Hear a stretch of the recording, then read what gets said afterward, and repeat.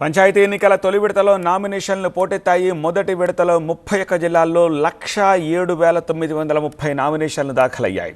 అందులో సర్పంచ్ పదవి కోసం 25,654 మంది నామినేషన్ వేశారు. ఇక వార్డు మెంబర్ పదవి కోసం 82,276 మంది నామినేషన్లు దాఖలు చేశారు. నిజామాబాద్, ఖమ్మం, వికారాబాద్ జిల్లాల్లో అత్యధికంగా పోటీ కనిపిస్తోంది. ములుగు, నారాయణపేట, వనపర్తి జిల్లాల్లో తక్కువగా నామినేషన్లు వచ్చాయి. తొలి విడతలో డిసెంబర్ 11 నాడు పోలింగ్ నిర్వహిస్తారు. తొలి విడతలో మొత్తం 189 మండలాల్లో సర్పంచ్ ఎన్నికలు జరుగుతున్నాయి. ఈ మండలాల్లో 4,236 గ్రామాలున్నాయి. మొత్తం 37,440 వార్డులున్నాయి. ఎలక్షన్కి బ్యాలెట్ పత్రాలనే ఉపయోగిస్తారు. ఇక ఇవాల్టి నుంచి రెండవ దశ ఎన్నికలకు నామినేషన్లు స్వీకరిస్తున్నారు. రెండవ దశలో 193 మండలాల్లోని 4,333 గ్రామాల్లో ఎలక్షన్ ఉంటుంది. రెండు దశల్లోనూ సర్పంచ్ నామినేషన్లు 25,000 దాటేస్తాయని అంచనా వేస్తున్నారు.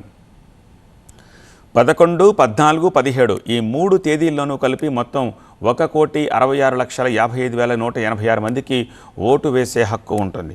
ఈ పల్లెపోరు పార్టీలకు అతీతంగా జరిగేది అయినా సరే ప్రధానంగా పార్టీల సానుభూతి పరులే అభ్యర్థులుగా ఉండడంతో ప్రచార పర్వం అంతా కూడా ఎత్తుకు పై ఎత్తులతో సాగుతోంది.